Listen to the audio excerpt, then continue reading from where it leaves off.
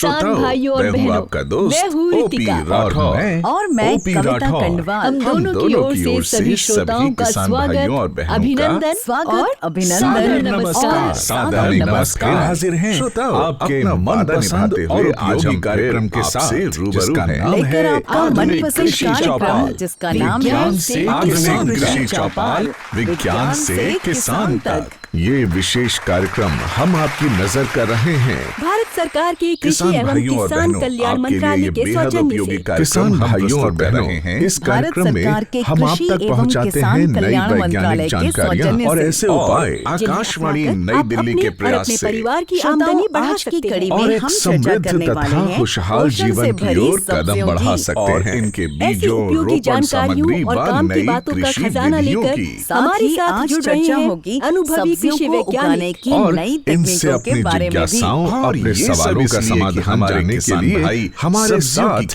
प्रगतिशील किसान भी तौर तरीके से करें। आज की आधुनिक कृषि चौपाल में हम मुख्य रूप से बात करेंगे मखाना की। मखाना बढ़ाएं, यानी बिहार की एक ऐसी प्रमुख फसल जिसमें किसानों की आमदनी बढ़ाने की भरपूर संभावनाएं मौजूद हैं। जानकारियों का खजाना लेकर हमारे साथ हैं अनुभवी और प्रतिष्ठित सब्जी वैज्ञानिक। आदि में उगाया जाता है। इसके कटीले बीजों की प्रोसेसिंग यानी प्रसंस्करण से तैयार होता है मखाना यानी लावा। शंकाओं का समाधान करेंगे सब्जी वैज्ञानिक। आधुनिक कृषि चौपाल से जुड़ रहे सभी वैज्ञानिकों इसलिए घरेलू और वैश्विक बाजारों में मखाना की मांग लगातार बढ़ती जा रही है। लेकिन इससे पहले आपको बता दें कि भारतीय कृषि अनुसंधान परिषद ICAR का एक विशेष संस्थान केवल सब्जियों पर अनुसंधान मखाना का उत्पादन, प्रोसेसिंग और इसके उत्पादों के निर्माण को बढ़ावा दिया जाएगा। श्रोताओं, इस विशेष संस्थान का नाम है भारतीय सब्जी अनुसंधान संस्थान, जिसे हम अक्सर IIBR के बिल्कुल नाम से भी बुलाते हैं। बहनों, सबसे बड़ी बात यह है कि आपको मखाना की आधुनिक खेती और प्रोसेसिंग के लिए तकनीकी सहायता और प्रशिक्षण भी दिया जाएगा और मखाना की खेती करने वालों के किसान उत्पादक संगठन यानी FPO बनाए जाएंगे। इससे किसानों का लाभ और आमदनी बढ़ेगी। आपको ये भी बता दें कि बिहार के दरभंगा में डॉक्टर साहब, हमें और हमारे श्रोताओं को ये जानना है कि आपका संस्थान क्या अनुसंधान करता है और देश में सब्जी उत्पादन को कैसे बढ़ावा देता है। से जुड़े लगभग सभी पहलुओं पर वैज्ञानिक अनुसंधान किया जाता है। 260 से ज्यादा मिलियन टन सब्जी उत्पादन कर रहे हैं। किसान भाइयों और बहनों, हमारे आज की कृषि चौपाल में हमारे साथ जुड़ रहे हैं इसी राष्ट्रीय मखाना अनुसंधान केंद्र के अनेक वैज्ञानिक जो हमें मखाना की खेती से जुड़े अनेक तकनीकी पहलुओं पर उपयोगी जानकारी देंगे। तो सबसे पहले बात करते हैं इसी केंद्र के वरिष्ठ वैज्ञानिक डॉक्टर मनोज कुमार से। डॉक्टर साहब, 3 विभागों, एक क्षेत्रीय अनुसंधान केंद्र और 2 कृषि विज्ञान केंद्रों के माध्यम से करते हैं। हमारा 3 विभाग जो है सब्जी उन्नयन विभाग, जो नई किस्मों का विकास करता है, जिसमें कि ज्यादा उपज हो, जलवायु सहनशीलता हो, बहुरोग रोगिता हो, निर्यातोन्मुखी हो, पोषण से ज्यादा हो। हमारे जो सब्जी उत्पादन विभाग के जो वैज्ञानिक लोग कार्य करते हैं, हम क्या करें उसमें कि सब्जी उत्पादन ज्यादा हो, जैसे कि संरक्षित खेती के लिए, कार्बनिक खेती के लिए, कम पानी लगे उस तरह से कैसी तकनीकें का इजाद करें, उसके लिए करते हैं। दूसरा हमारा सब्जी सुरक्षा जो महत्वपूर्ण विभाग है कि हम सब्जी में कीट व्याधियां या रोग लगने के लिए क्या उपाय करें, किसान भाइयों को कम से कम खर्चे में उनका जो रोग है या कीट व्याधियों का हो, जो मैनेजमेंट हो सके। इसके लिए हम बायोपेस्टिसाइड्स पे ज्यादा फोकस कर रहे हैं आजकल। हमारे उत्तर बिहार के क्षेत्र में और मिथिला क्षेत्र में ज्यादा है। और अब हमारे लिए किसान भाइयों के लिए यह जानना भी जरूरी हो जाता है कि सब्जी संस्थान ने किन सब्जियों की कौन सी किस्में तैयार की हैं,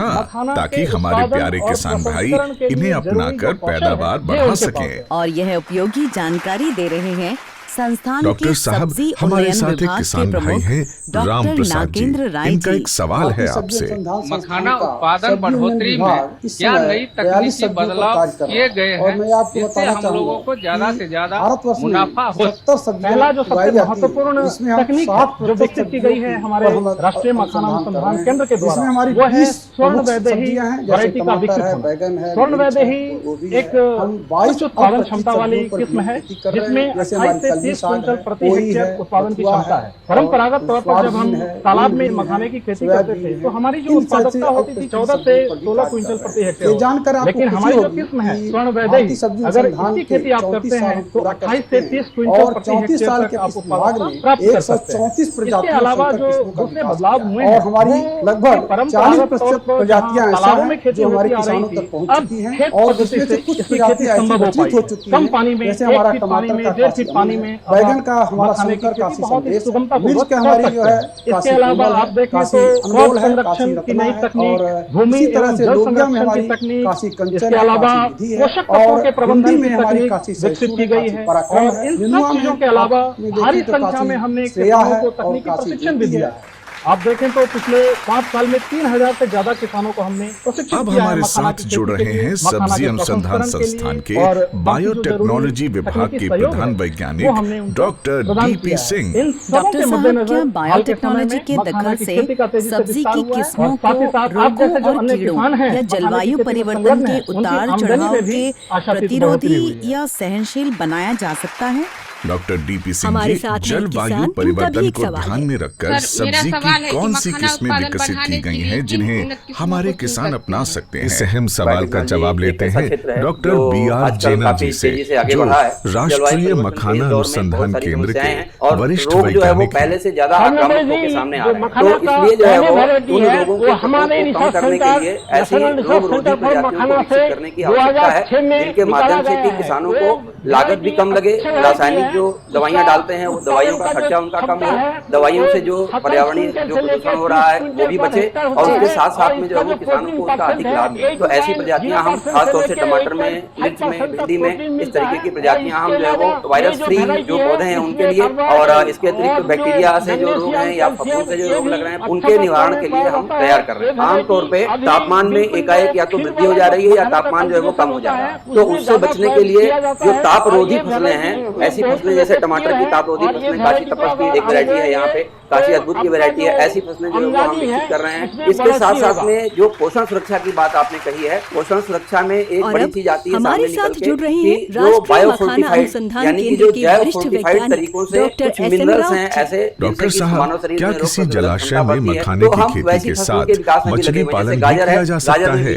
इससे किसानों को क्या फायदा जो होगा? एंटीऑक्सीडेंट का काम करता है, और हम ऐसी प्रजातियों को विकसित करने में लगे हैं। साथ साथ में जैसे लाइकोपीन एंटीऑक्सीडेंट की तरह काम करता है और टमाटर में अधिक मात्रा में पाया जाता है, तो हम लाइकोपीन जो है वो तमाम सारी प्रजातियां हम विकसित करने के प्रयास में लगे हुए हैं। विभाग इसमें लगातार काम कर रहा है। पालन भी कर सकते हैं और दोनों का भी समेकित खेती भी कर सकते हैं। इंटीग्रेटेड एक्वाकल्चर सिस्टम में देखा जाए तो गहराई के अनुसार हम मछली पालन कर सकते हैं और मछलियों का भी चयन कर सकते हैं, जैसे कि खेती पद्धति हो गई, तालाब पद्धति हो गई। बहुत सारे किसान जो है वो किसानों को आजकल जैसा कि आप देख रहे होंगे सब्जियों की खेती में सबसे ज्यादा रासायनिक उर्वरक भी और ज्यादा से ज्यादा जो है वो पेस्टिसाइड्स भी, रासायनिक पेस्टिसाइड खास तौर से उसका उपयोग कर रहे हैं किसान हमारे। इसके चलते तमाम तरीके की समस्याएं हैं, जिनमें की स्वास्थ्य की समस्याएं भी हैं, पर्यावरण की समस्याएं भी हैं, और जो हमारी मिट्टी है उसके और हमारे पौधों के जो ये सूक्ष्म जीवों की बात इन्होंने की है। सूक्ष्म जीव वास्तव में एक आज के समय में एक टेक्नोलॉजिकल रूप से माइक्रोबियल टेक्नोलॉजी यानी कि जो सूक्ष्म जीवों की टेक्नोलॉजी है, बायोटेक्नोलॉजी है,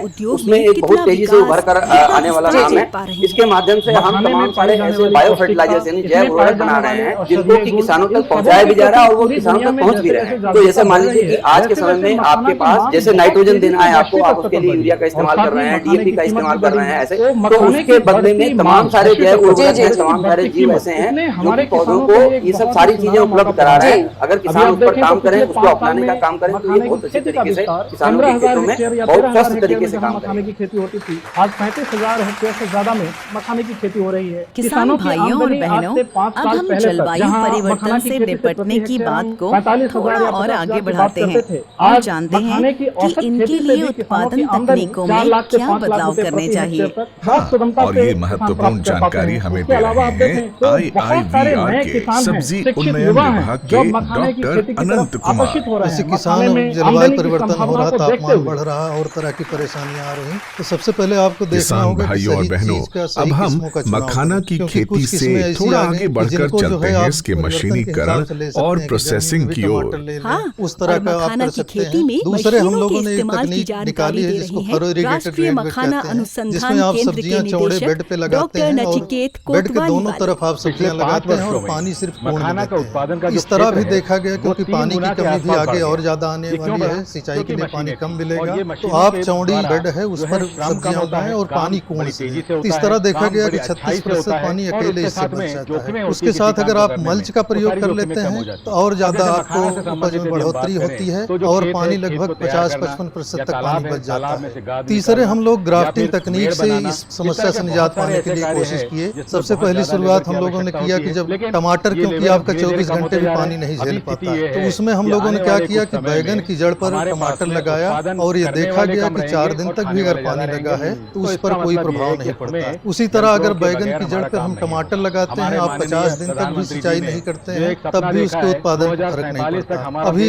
रिसेंट में हम लोगों ने पोमैटो और ब्रिमेटो तकनीक निकाली। ये भी जलवायु परिवर्तन के लिए काफी अच्छा है, क्योंकि जो पोमैटो करते हैं उसमें नीचे हम आलू लेते हैं, ऊपर टमाटर लेते हैं। आप आलू देखते होंगे जनवरी के महीने में झुलसा रोग आता है, पूरा खत्म हो जाता है, लेकिन आलू के ऊपर अगर आपने टमाटर लिया है तो इसका प्रभाव बहुत कम होता है। उसी तरह एक ब्रिमेटो हम लोगों ने लिया है कि जिसमें बैगन टमाटर दोनों एक हमारे किसान भाई और इसके लिए बैगन की अर्ध जंगली प्रजाति है उसको लिए हैं। ये जो मूल वृंत हम लोगों ने लिया है ये सूखा भी झेल सकता है, जल भराव भी 4 दिन का है तो वो भी झेल सकता है।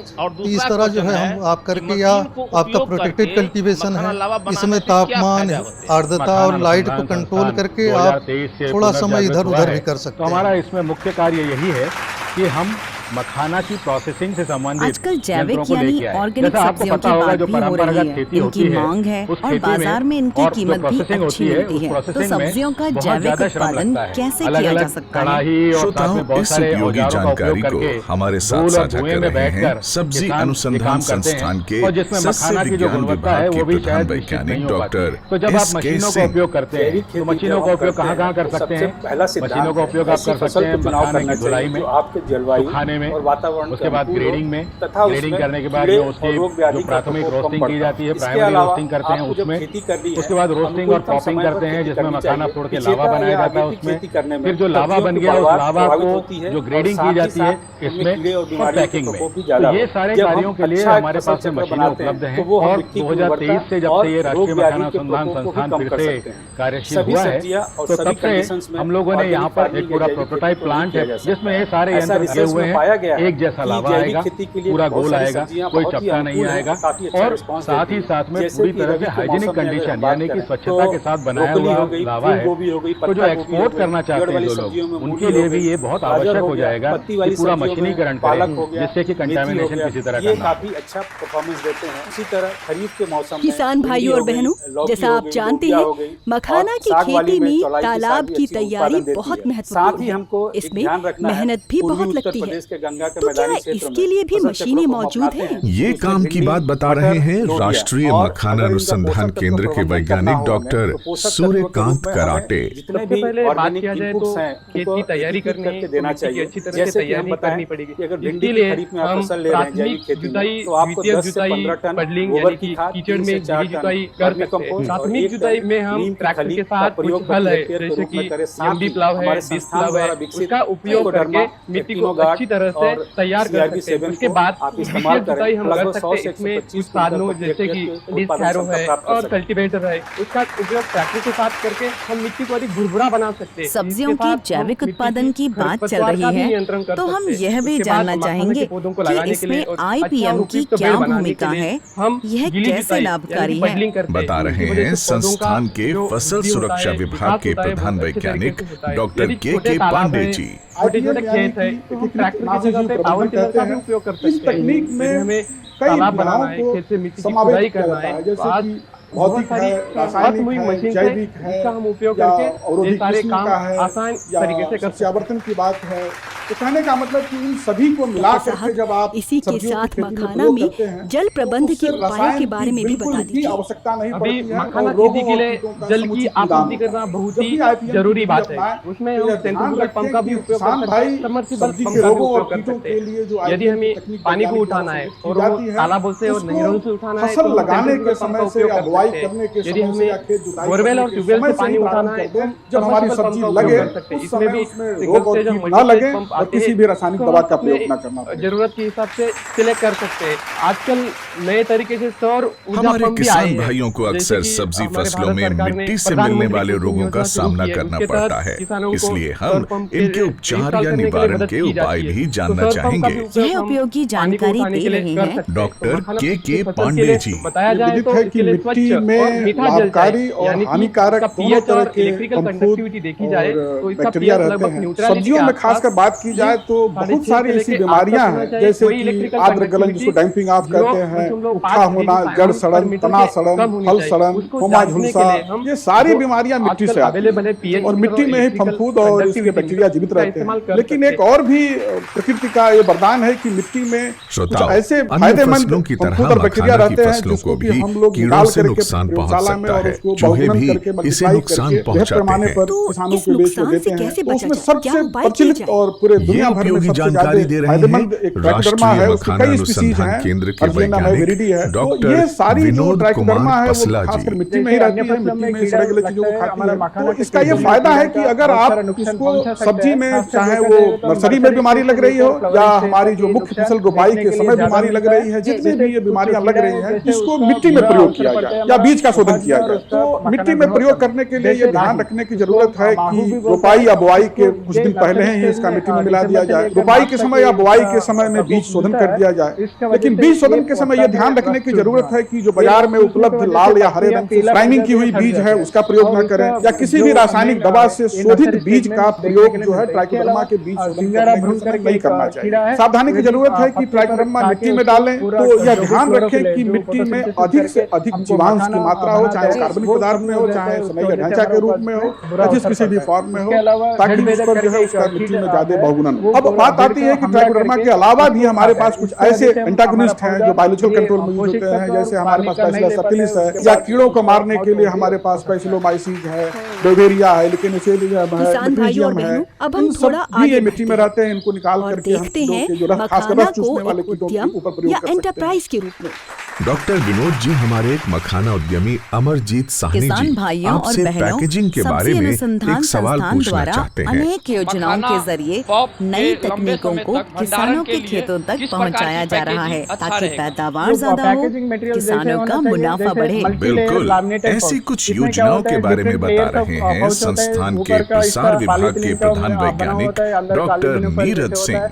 प्रमुख कुछ परियोजनाएं इस समय जो हमारे संस्थान के द्वारा चलाई जा रही हैं, उसमें सबसे पहले है फार्मर फर्स्ट। ये परियोजना पिछले एक दशक से ये बनारस और मिर्जापुर के अलग अलग गाँवों में ये परियोजना चलाई जा रही है। और इस परियोजना की खासियत ये है कि इसमें किसानों की सहभागिता के साथ साथ जो फार्मर्स इनोवेशन की हम बात करते हैं उसे भी ध्यान में रखा जाता है, और उनके जो अवेलेबल रिसोर्सेज हैं, जो संसाधन उनके पास उपलब्ध है, उन चीजों को ध्यान में रखते हुए जो हमारे इस संस्थान की तकनीकें हैं उनको हम उन तक पहुंचाते हैं। और इसमें देखा गया है कि इससे हमारे लगभग जो है 15 से 30% तक की वृद्धि जो है आपने सुना होगा कि मखाना के मूल्य वर्धन या वैल्यू एडिशन में इसकी बाजार कीमत बढ़ जाती है, उद्यमियों का लाभ भी बढ़ जाता है। तो क्या है ये वैल्यू एडिशन? इस सवाल का जवाब दे रहे हैं राष्ट्रीय मखाना अनुसंधान केंद्र के प्रधान वैज्ञानिक डॉक्टर राजेश कुमार। 3 राज्यों में उत्तर प्रदेश, बिहार और पश्चिम बंगाल में ये कार्यक्रम जो चला रहे हैं। और इस फ्लैगशिप प्रोग्राम में अनुसूचित जाति के जो हमारे किसान साथी हैं उनको जो है हम नई तकनीक के साथ साथ प्रदर्शन करते हैं, उसको प्रशिक्षण देते हैं, स्किल डेवलप हम करते हैं, जिससे कि वो उसे अडॉप्ट करें और कम लागत में, क्योंकि खेती की जब हम बात करते हैं तो सबसे इम्पोर्टेंट होता है कि कम लागत जिससे कि मुनाफा ज्यादा हो। तो कम लागत में कैसे हम उसे कर सकें ये तकनीक हम बताते हैं। साथ ही साथ जो अनुसूचित जनजाति के जो ट्राइबल्स हमारे साथी हैं उसके लिए उत्तर प्रदेश और झारखंड ये 2 राज्यों में जो है सो हमारे ये फ्लैगशिप प्रोग्राम चल रहे हैं। और इसमें लगभग 40 गांव में अब तक हम जो है सो अलग अलग जो है सो क्षेत्रों में जो है सो ये कार्य कर रहे हैं, प्रशिक्षण और स्किल डेवलपमेंट कर रहे हैं। साथ ही साथ जो हम प्रदर्शन कर रहे हैं, डेमोन्स्ट्रेशन अलग अलग टेक्नोलॉजी के दे रहे हैं, और इससे किसानों को काफी लाभ हुआ है। अब हमारे साथ जुड़ रहे हैं राष्ट्रीय मखाना अनुसंधान केंद्र के चर्चा को ले चलते हैं डॉक्टर राहुल कुमार राव पूर्वोत्तर डॉक्टर साहब की ओर। पोषण के नजरिए से मखाना में ऐसी क्या खूबियां हैं बहुत जो इसे सुपर फूड बनाती है? यहाँ प्राकृतिक खेती और जैविक खेती का बोलबाला है। IIVR द्वारा यहाँ सब्जी की खेती को बढ़ावा देने के लिए क्या कुछ किया जा रहा है, बता रहे हैं संस्थान के सब्जी उन्नयन विभाग के प्रधान वैज्ञानिक डॉक्टर राकेश कुमार दुबे। उन सभी राज्यों में अगर हम सिक्किम को देखें तो बाय डिफॉल्ट एक तरीके से ऑफिशियली ऑर्गेनिक स्टेट के रूप में डिक्लेयर भी है। साथ ही साथ अगर हम नेशनल एवरेज से देखेंगे फर्टिलाइजर और पेस्टिसाइड एप्लीकेशन का, तो उन राज्यों में कृषि तौर पर बहुत ही कम मात्रा में पेस्टिसाइड वगैरह का प्रयोग होता है। लेकिन एक सबसे बड़ी जो वहाँ के राज्यों में जो हम लोगों का, क्योंकि मुझे खुद पूर्वोत्तर में सर्विस करने का अवसर मिला, तो मैंने उस अवसर में देखा कि वहाँ पर अगर किसी चीज की जो नेचुरल कांस्टेंट है वो तो है ही है, उसके अलावा जो सबसे बड़ी जो कमी है गुणवत्ता युक्त बीजों की कमी। तो उन गुणवत्ता युक्त सब्जी बीजों की जो अनुपलब्धता होती है उसके कारण शायद कहीं हमारा जो नेशनल एवरेज जो प्रोडक्टिविटी है, कहीं जो हम 18.5 टन प्रति हेक्टेयर की दर पर है, वहाँ पर हमारे उन राज्यों में पूर्वोत्तर के राज्यों में कहीं 5 से 6 मैक्सिमम 8 टन प्रति हेक्टेयर की उपज। वजह ये है कि जो उनका अपना बीज पैदा होता है उसी को बार यूज करते हैं। तो उस दिशा में भारतीय सब्जी अनुसंधान ने बहुत अच्छा पहल किया है। पिछले लगभग 5-6 सालों से हम लोग लगातार उनको ट्रेनिंग दे रहे हैं, फ्रंट लाइन डेमोन्स्ट्रेशन, और एक तरीके से हम जो वहाँ की ऑर्गेनाइजेशन है जैसे सेंट्रल एग्रीकल्चर यूनिवर्सिटी है, ICR के विभिन्न सेंटर्स हैं, आत्मा के सेंटर है, KVK है, FPOs है, इनके माध्यम से हम उनको अलाइन करके, और अच्छी बात यह है कि लोकल उनकी भाषा में किसान भाइयों और बहनों, मखाना को एक सफल उद्यम के रूप में पहचान दिलाने वाले उद्यमी मनीष आनंद जी हमारे साथ हैं। हम उत्पादन आप इनसे सवाल पूछ सकते सकते हैं। बात तो बहुत करते हैं, लेकिन कड़वी सच्चाई ये भी है कि फसल की तोड़ाई के बाद बाजार पहुंचने से पहले सब्जियों की एक बड़ी मात्रा खराब हो जाती है। हाँ, तो इस वेस्टेज को रोकने के क्या उपाय हैं? सब्जी अनुसंधान संस्थान द्वारा इसके लिए क्या प्रयास किए जा रहे हैं? इस सवाल का जवाब हमें मिलेगा संस्थान के कटाई उपरांत प्रबंधन विभाग की वरिष्ठ वैज्ञानिक डॉक्टर स्वाति शर्मा जी से। आज देश ही नहीं विदेश में भी विश्व भर में तुड़ाई उपरांत जो क्षति है खासकर फल और सब्जियों में, ये एक महत्वपूर्ण चिंता का विषय लगातार बनी हुई है। यूनाइटेड नेशन सस्टेनेबल डेवलपमेंटल गोल भी है कि 2030 वर्ष तक जो तुड़ाई उपरांत जो क्षति हो रही है इसको कम से कम आधा कम किया जाए, मतलब 50% कम से कम लोग कम कर पाए। इसका एक कारण ये भी है कि सब्जियां और फल हैं क्या, वो क्या फल जब हम लोग तोड़ लेते हैं वृक्ष से अलग हो जाता है, पौधे से अलग हो जाता है, तभी वो जीवित होती है, और वो नाशवान ज्यादा अधिक इसीलिए होती है क्योंकि वो नमी बहुत तेजी से खो रही होती है, उनकी बनावट जो है मुलायम होती है और रोग से उनकी लड़ने की क्षमता भी कम हो जाती है, क्योंकि उनकी बनावट धीरे धीरे कम ठोस होती जाती है, तो वो रोगों के प्रति ज्यादा सहनशील हो जाती है। इस कारण से उनमें रोग भी जल्दी लगते हैं। साथ ही जब हम लोग ट्रांसपोर्टेशन के दौरान, परिवहन के दौरान, उसमें जो दबाव से इंजरी है जिसको कंप्रेशन इंजरी बोलते हैं या इंपैक्ट से जो इंजरी है वो सब भी बढ़ जाती है। लाभों के कारण मखाना का बाजार देश विदेश में फैल रहा है, मांग बढ़ रही है। 5 से 25% तक 30% तक भी विभिन्न फल सब्जियों में नुकसान देखा गया है। राजीव रंजन झा जी जो एक सफल उद्यमी है। सबसे पहले तो हम डॉक्टर राकेश कुमार दुबे जी, आजकल अल्प दोहित सब्जियों की भी काफी चर्चा है, ये क्या है और सब्जी संस्थान क्या इस दिशा में भी कार्य कर रहा है? अल्प दोहित सब्जियां बेसिकली अगर हम समझना चाहें तो वो सब्जियां हैं जिनके अंदर पोषक तत्व तो है और क्लाइमेट रेजिलियंस सब कुछ है, लेकिन एक उनको व्यवसायिक स्तर नहीं मिला जिसको हम कमर्शियल प्लेटफॉर्म तक नहीं पहुंच पाई है। तो आज के डेट में हमें एक मोनोक्रॉपिंग जो मोनो कल्चर है कि अगर हम कुछ विशेष सब्जी पर या विशेष फसलों पर, खास करके मैं उदाहरण पुनः देना चाहूंगा कि जैसे मेघालय राज्य, वहाँ पर हमारा राइस तो जहाँ पर हम एक ही फसल का क्रमबद्ध से चलते हैं, तो ऐसे इलाकों में एक डेंजर, एक खतरा बना रहता है कि अगर कभी कोई ऐसी बीमारी आती है, कभी ऐसी कोई प्रकोप कीड़े का होता है, तो पूरी फसल चौपट हो मखाना बोर्ड के गठन को लेकर हमारे किसान भाइयों में काफी आशाएं हैं। मानना चाहिए कि होना चाहिए कि फसल में विविधीकरण लाना जरूरी है। भारत सरकार के अपर आयुक्त प्रशांत अरमोरीकर जी। अल्प बजट सब्जियां जिनका कि आज व्यवसायिक स्तर नहीं है, तो किसान भाई उनको अपनी मुख्य फसल के साथ साथ फसलों को भी खेती के लिए उगाना चाहिए। और सबसे अच्छी बात है ये फसलों में जलवायु के प्रति सहिष्णुता अनुकूलता बहुत अधिक है। वैज्ञानिकों के बीच में जो चर्चा हुई है उसके माध्यम से भी नीतिगत फैसले लिए जाएंगे। डॉक्टर स्वाति शर्मा जी, मेरे मन में एक शंका है। हमारे देश में बड़ी संख्या में छोटे और सीमांत किसान हैं। इनमें सब्जियों के प्रसंस्करण के लिए कोई प्लांट या मशीन लगाने की क्षमता नहीं है। डॉक्टर स्वाति जी, तो ये सब्जियों का प्रसंस्करण करके अपनी आमदनी कैसे बढ़ाई जाए? प्रसंस्करण के लिए निश्चित ही हमें बहुत सारे इंस्ट्रूमेंट्स की जरूरत पड़ती है, पर अगर हमारा टर्नओवर ज्यादा हो, मतलब प्रतिदिन हम लोग अगर ज्यादा प्रसंस्करण करना चाहें तो हमें जरूरत पड़ेगी।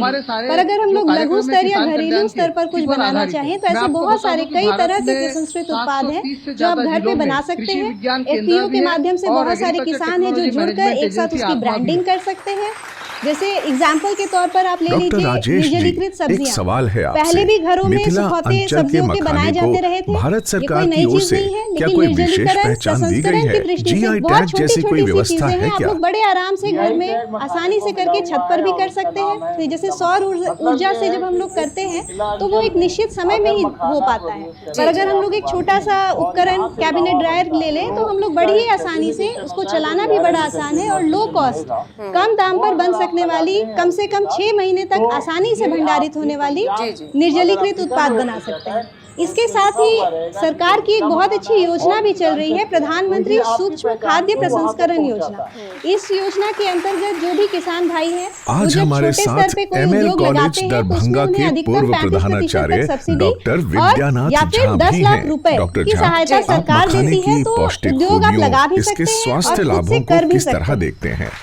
इसमें जो प्रोटीन है करीब 10% के आसपास। अब हम आज की आधुनिक कृषि चौपाल को समापन की ओर ले जा रहे हैं। लेकिन इससे पहले डॉक्टर नीरज सिंह जी, हम आपसे ये जानना चाहते हैं कि IIVR द्वारा विकसित सब्जी की किस्मों, आधुनिक तकनीकों आदि का देश के सब्जी उत्पादन पर क्या प्रभाव पड़ा है?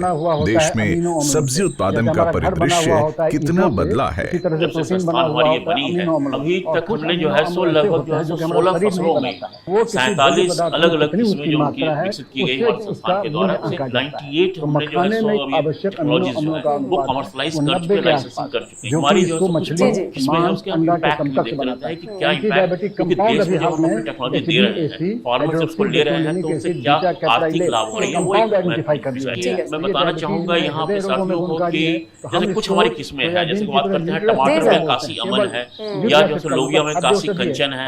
7-8 फसलों की अगर हम बात करें तो इसका एक अध्ययन में हम लोगों ने पाया है कि पिछले एक दशक में जो है ये लगभग जो है 10.4 लाख हेक्टेयर एरिया में ये लगाए गए और इससे करीब जो है 395 करोड़ रुपए की जो है किसान भाई और आर्थिक लाभ हुआ बहनों, है। मखाना पर हुई इस रोचक और उपयोगी चर्चा में बात करते करते किसान भाइयों और बहनों, आशा है आज की आधुनिक कृषि चौपाल से आपको सब्जी उत्पादन बढ़ाने के लिए ज्यादा आमदनी और लाभ के लिए उपयोगी जानकारी मिली होगी। किसान भाइयों और बहनों, इन काम की बातों को, वैज्ञानिकों की सलाह को आप अपने खेतों में आजमाएं और ज्यादा मुनाफा हासिल करें, तभी हमारे वैज्ञानिकों की मेहनत सफल होगी। हम आज की आधुनिक कृषि चौपाल के साथ जुड़े सभी वैज्ञानिकों और किसानों के प्रति आभार प्रकट करते हैं, धन्यवाद देते हैं। और श्रोताओं, हमारा आपसे विनम्र आग्रह है, गुजारिश है कि कृपया हमें यह जरूर बताएं कि आपको आज का कार्यक्रम कैसा लगा और इसे कैसे अधिक उपयोगी और लाभकारी बनाया जा सकता है। आप अपने सुझाव और प्रतिक्रिया हमें ईमेल कर सकते हैं। हमारा ईमेल पता है kkbongold@gmail.com। ईमेल पता एक बार फिर सुने और नोट करें, kkbongold@gmail.com। श्रोताओं, आपकी ईमेल्स की हमें प्रतीक्षा रहेगी। किसान भाइयों और बहनों, हम आपसे जल्द ही फिर रूबरू होंगे आधुनिक कृषि चौपाल की एक नई कड़ी के साथ, नए विषय और नई जानकारियों के साथ। तब तक के लिए हमें दीजिए विदा। नमस्कार। कृषि चौपाल की एक नई कड़ी के साथ, उपयोगी जानकारियों के नए गुलदस्ते के साथ। तब तक के लिए हमें और हमारी टीम को दीजिए विदा। नमस्कार।